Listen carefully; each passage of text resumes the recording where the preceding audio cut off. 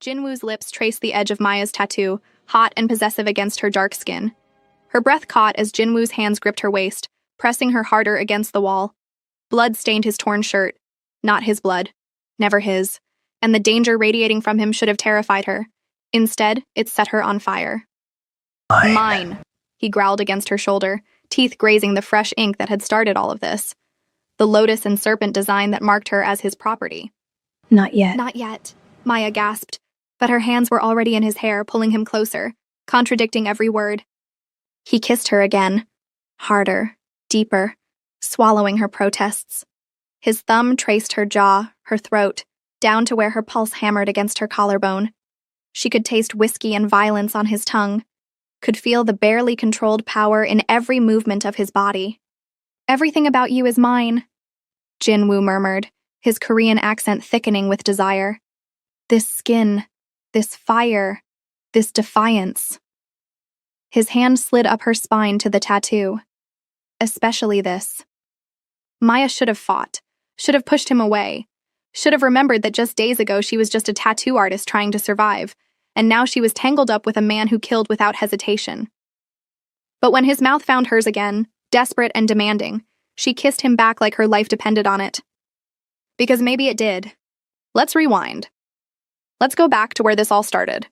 With too much alcohol, bad decisions, and a tattoo that would change everything.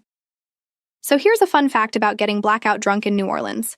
You might wake up with a tattoo you don't remember getting. And here's a less fun fact. That tattoo might be a death sentence.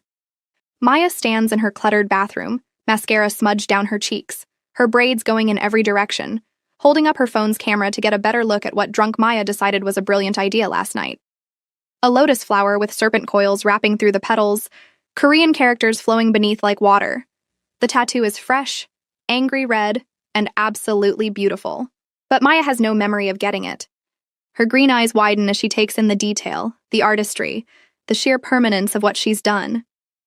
"Oh, you absolute idiot," she mutters to her reflection. Her apartment above Voodoo Ink is a disaster.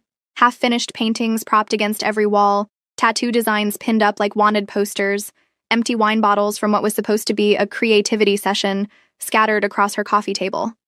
New Orleans' morning light filters through the windows, highlighting the chaos that is Maya's life. She shuffles back to her bedroom, wincing as the fresh tattoo pulls against her ratty tank top. There's a business card on her nightstand that definitely wasn't there yesterday. Red Dragon Parlor, Koreatown. I went to Koreatown? That's like 40 minutes away? She's talking to herself now, which is never a good sign. But seriously, how drunk was she? Her phone rings, nearly making her jump out of her skin. Jazz, her best friend and the only person who tolerates her enough to work the front desk at the shop. "Please tell me you're alive," Jazz says before Maya can even say hello. "Define alive, Jazz. I have a tattoo I don't remember getting." "That's very on brand for you, babe." "On my back. It's got Asian characters, a lotus and snake thing." There's a long pause. Too long. Maya's humor falters. "Where exactly did you get this done?" Jazz's tone has gone from amused to something else. Something cold that makes Maya's stomach drop. "Why? What's wrong?" "Just send me a picture. Now." Maya does. She watches the 3 dots appear, disappear, appear again. When Jazz finally responds, it's just, "I'm coming over." She hangs up before Maya can ask what the hell is going on. By the time Maya's thrown on actual clothes and made herself look semi-human, Jazz is already letting herself in with her spare key. She takes one look at the tattoo and her dark skin goes ashen. "Maya, please tell me this is henna." "It's not. Why? What is it?" Jazz pulls out her phone, types something with shaking fingers, and shows Maya the screen. Articles about the Bayekho family, Korean-American organized crime. One of the most powerful Mafia families in the South. "It's the mark of the white tiger," Jazz says quietly. "That's their ownership symbol." The words don't make sense at first. Then they do, and Maya feels like she might be sick. Ownership? Like property? Like you're marked as belonging to their organization, usually done to associates, soldiers, or... Jazz trails off, not meeting her eyes. Or what, Jazz? Or the personal collection of the boss? Maya's legs feel weak. She sits down hard on her couch, hand instinctively reaching back to touch the tattoo that's suddenly feeling like a brand. "I need to get this removed, now, today." Jazz shakes her head, braids swinging. It's fresh. Removal takes months, leaves scars. And Maya, she walks to the window, parts the curtain slightly. I think they already know. Maya joins her at the window, looking down at the street below. A sleek black Mercedes is parked across from her building. Wrong neighborhood for a car like that.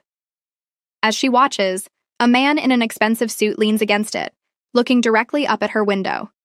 He sees her looking, and he smiles.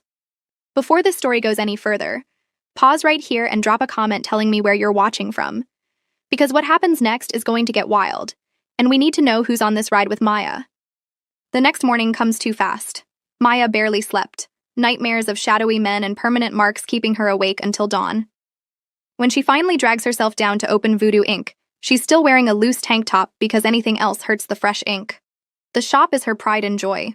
Vintage New Orleans aesthetic mixed with punk rock edge, her artwork covering the walls, the smell of antiseptic and ink that usually feels like home. That feeling lasts exactly 3 minutes. A Mercedes parks outside, not just any Mercedes, but the kind that costs more than her entire year's rent. 3 men in expensive suits step out, and everything about them screams wrong. Too clean, too polished, too dangerous for this neighborhood on a Tuesday morning. The leader is older, maybe 40s, with a stone face that looks like it's never smiled. When he enters, the air in the room changes, becomes heavy with unspoken threat. You are Maya Wanjiku? His English is perfect but accented, each word precisely measured. Maya's standing behind the counter, and her hand instinctively reaches for the pepper spray she keeps in the drawer. Depends on who's asking and whether I owe them money. Show me your back. Whoa, that's at least a third date request, my guy. He doesn't smile, doesn't even blink. The other 2 men move to block the door with the casual efficiency of people who've done this 1,000 times before. Maya's survival instincts finally kick in. Okay, what's this about? She turns around, lifts her tank top just enough to show the tattoo. The man, Marcus, though she doesn't know his name yet, takes a photo and sends it somewhere. His expression, already dark, gets worse. You will come with us. Hard pass, I don't do kidnapping on Tuesdays. He nods to his men, and they move toward her. Maya's reaching for the pepper spray when Jazz bursts in from the back room, sees what's happening, and straight up pepper sprays one of the guys. Chaos explodes. Maya grabs a tattoo gun from her station like it's a weapon. Which, let's be honest, it kind of is. And the 3 of them are in this weird standoff that would be funny if it weren't terrifying. Marcus makes a phone call, speaks in rapid Korean, all hard consonants and clipped words, listens. Then surprisingly backs off. You have 24 hours to present yourself at this address. He slides a black card across her counter, gold lettering, embossed, expensive enough to be a credit card for millionaires. If you don't, we will collect you. And it won't be gentle. They leave as quickly as they came, the Mercedes pulling away like a shark gliding through water. Jazz and Maya stand there, both shaking, staring at the card like it might explode. What the hell was that? Maya whispers. Jazz picks up the card with 2 fingers, like it's contaminated. This is the address of the Beck-Ho estate. Maya, I think you just got summoned by the White Tiger himself. They spend the next few hours Googling everything they can find. Kang Jin-woo, age 35, leader of the Beck-Ho family. Took over at 25 after his father was assassinated in a restaurant in broad daylight. Every article uses words like ruthless, calculating, untouchable. No weaknesses, no mercy. Bodies that disappear. Businesses that burn. But there's other stuff too. He's a patron of the arts, owns half the commercial real estate in the city, collects paintings, expensive ones, the kind that appear in museum retrospectives. He's in photos at gallery openings, always in a perfect suit, always with this expression like he's 3 steps ahead of everyone else, and mildly amused by their attempts to catch up. And he's devastating to look at. Dark eyes that could cut glass, sharp jawline, the kind of presence that probably makes grown men nervous and women forget how to breathe. So I'm marked by a psychopath with good taste, Maya says, staring at his photo on her laptop screen. Great. Jazz is pacing, wearing a track in Maya's floor. You need to run, tonight. I have a cousin in Texas. I'm not leaving my shop, my life, over some drunk mistake. Maya, these people don't mess around, I know. Maya does know. She spent hours reading about executions disguised as accidents, families destroyed for disrespect, territory wars that left bodies in the street. I'm going to go. What? To the meeting tomorrow, I'll go. Are you insane? Maybe. Probably. But what choice does she have? Running means living in fear forever, looking over her shoulder, giving up everything she's built. At least if she faces this head-on, she'll know what she's dealing with. She spends that night doing more research, getting angrier with each article she reads. Women treated like property, people disappearing, violence as currency, control as religion. By the time the sun comes up, painting her apartment in shades of gold and pink, she's made her decision. If she's going into the lion's den, she's going in on her terms. Maya puts on her best vintage dress, the red one that hugs her curves and makes her feel dangerous instead of scared. Does her makeup with a steady hand, cat eye sharp enough to cut. Texts the number on the card. Fine, I'll come, but I'm driving myself. The response is immediate. You'll be escorted 8 p.m. All right, Mr. Mob Boss, she mutters to her reflection. Let's see how you handle a girl who's got nothing left to lose. At exactly 8 p.m., a different car arrives. This one's even more expensive, if that's possible. The driver is polite, silent, opening doors and offering water like she's a guest instead of a prisoner. They drive out of the city, away from the French Quarter's beautiful decay, into neighborhoods where the houses have names instead of numbers and gates instead of chain-link fences. The estate is a mansion. An actual, honest-to-God mansion with columns and manicured gardens and guards everywhere, trying to look casual and failing spectacularly. Maya's led through marble hallways lined with art that makes her artist's heart ache. Is that a Rothko? She can't help but gasp. The man leading her looks back, almost amused. Then they're at an office with floor-to-ceiling windows overlooking the city, and there's a man standing with his back to her, examining a painting on an easel. Her painting.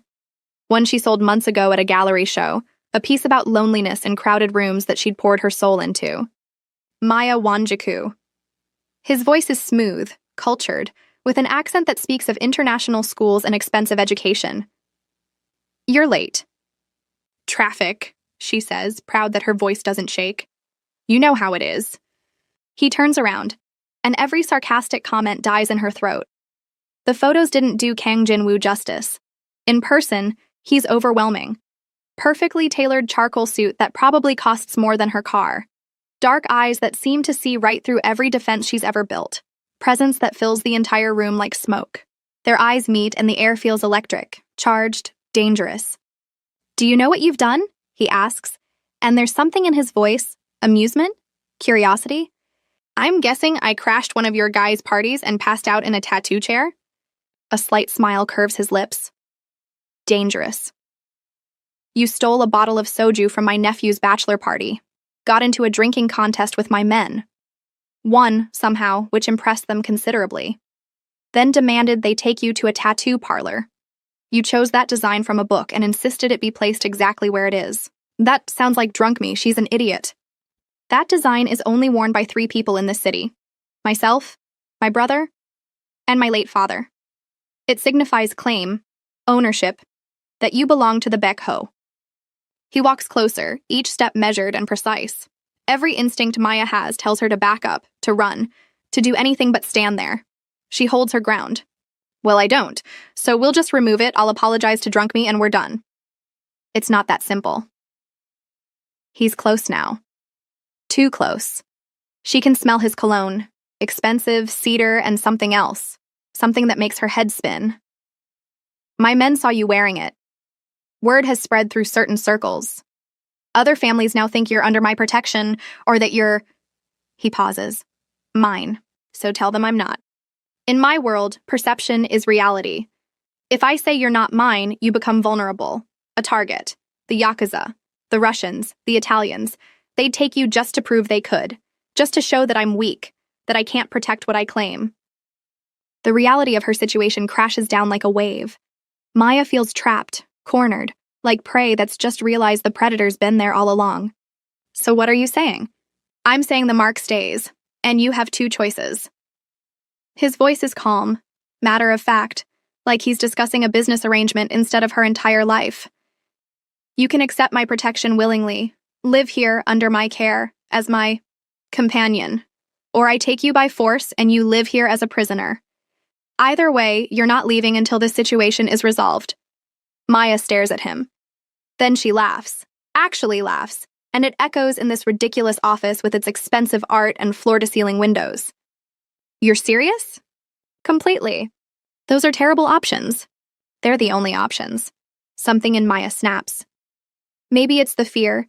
Maybe it's the anger at drunk her for getting into this mess. Maybe it's just that she spent her whole life having men tell her what she can and can't do. Whatever it is, she steps closer to him, into his personal space, close enough to see his eyes widen slightly, and looks him dead in the eye. Then I choose option 3. And here's where things get interesting. Don't click away now, because what Maya said next changed everything. If you want to see how a nobody tattoo artist made a mafia boss reconsider his entire worldview, you need to watch to the very end. Jinwoo looks intrigued despite himself. There is no option 3.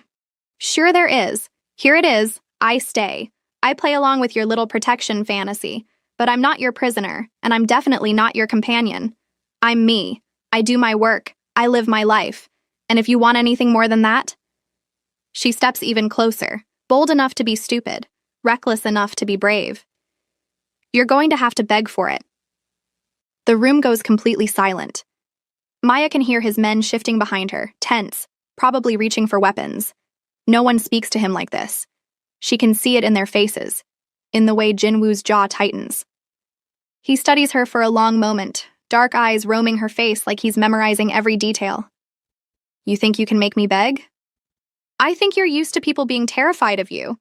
I think you're used to getting everything you want with a snap of your fingers. And I think... She smiles, the same smile she uses when she's about to do something spectacularly stupid. I think you're already interested in what makes me different. The sexual tension between them is so thick she could cut it with a knife. His eyes drop to her lips, then back up.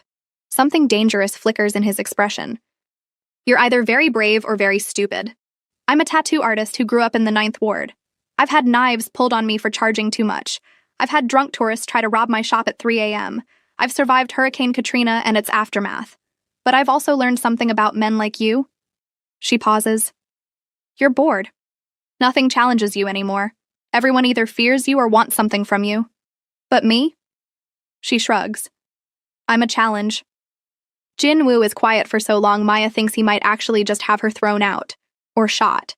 She's not entirely sure which would be worse. Then he speaks, and there's something in his voice she can't quite read. Fine. You may stay. You'll have a room in the East Wing. Your shop will remain open and under our protection.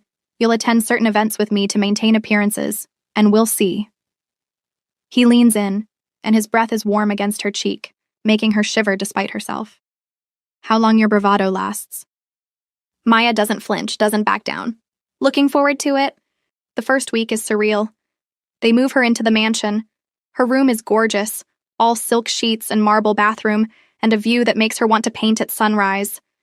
But it feels like a gilded cage, so Maya immediately starts putting up her art, her designs, making it hers. If she's going to be trapped, she's going to be trapped in a space that reflects her, not him. Dinners with Jinwoo become a nightly ritual. Tense conversational battles where they circle each other like opponents in a ring. He asks about her art with genuine interest that surprises her. She asks why he became a criminal instead of using his obvious intelligence for something legal. Neither of them gives straight answers, both of them testing boundaries. He insists she learn self-defense if she's going to be associated with him. You're a target now, he says simply. Maya's surprisingly good at it, which earns grudging respect from his men. There's something deeply satisfying about throwing a 6-foot-tall bodyguard over her shoulder. The weirdest part is the gallery opening. Jinwoo brings her to an exclusive art show in the warehouse district, introduces her as his artist in residence, which is a creative way of saying marked property, and she plays along. But she whispers snarky commentary about the pretentious guests that almost makes him smile. Almost. She catches the corner of his mouth twitching and counts it as a victory. At night, lying in her too comfortable bed, Maya thinks, so this is my life now. Living with a crime lord who looks at me like I'm a puzzle he wants to solve. Or devour. Maybe both. It's late, maybe 3 in the morning when Maya can't sleep anymore. The mansion is too quiet, too big, too full of shadows that make her think of dangerous men with dangerous intentions. She wanders the halls, still getting lost, the place is massive, and finds light coming from under a door. Jinwoo's study. She shouldn't go in, she knows she shouldn't, but Maya's never been good at doing what she should. Jin-woo is sitting behind his desk, glass of whiskey in hand, staring out the window at the city lights. He looks exhausted, human. His guard completely down in a way she's never seen, tie loosened, hair slightly mussed. "Can't sleep?" Maya asks from the doorway. He startles, which is oddly satisfying, then recovers. "You should be in your room." "I don't do well with should. You might have noticed." She sits down in the chair across from him without waiting for permission. After a moment, he pours her a drink, sliding it across the desk. Their fingers brush, and Maya feels electricity arc between them. "Do you ever regret it?" she asks. "This life?" He's quiet for a long time, long enough that she thinks he won't answer. "Every day, and never." That's a very non-answer. It's the only answer I have. Their eyes meet across the desk, and something shifts.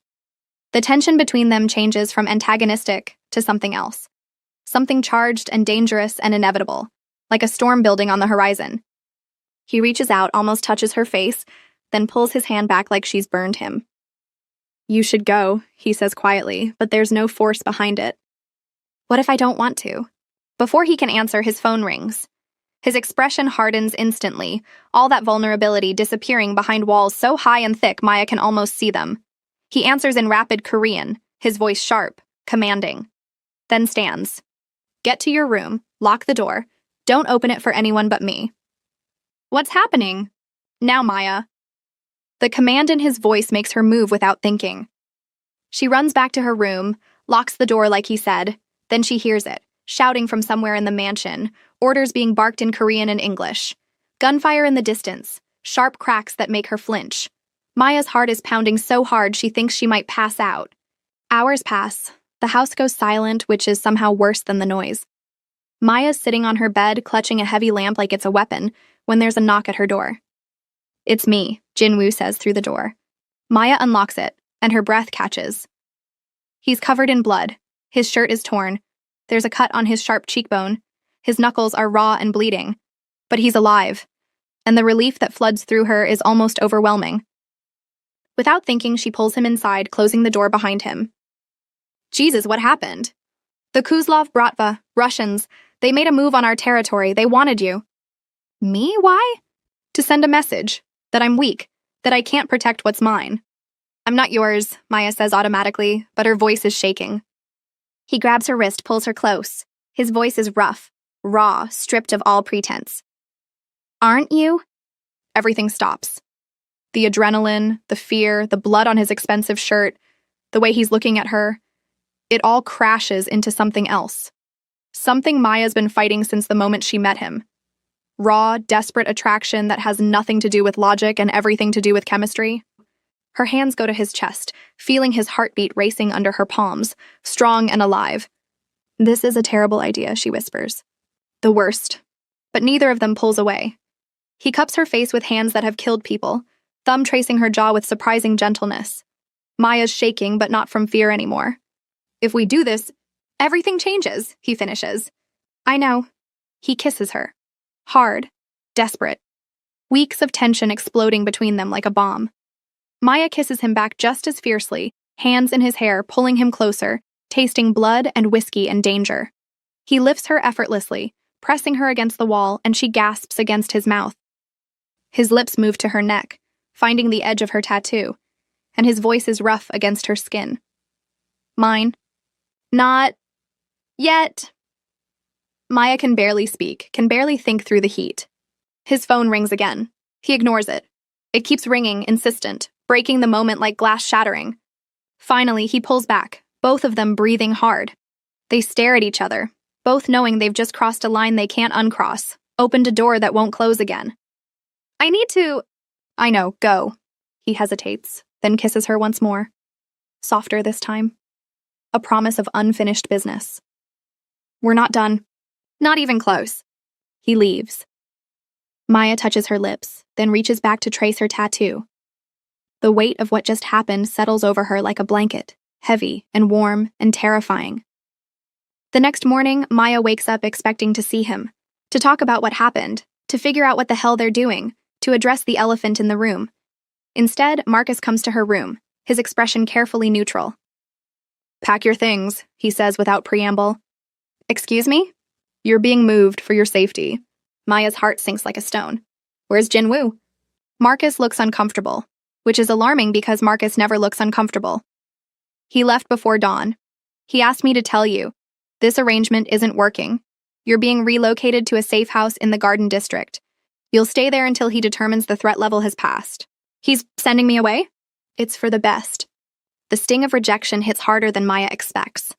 Confusion and anger war in her chest, making it hard to breathe. Fine, whatever.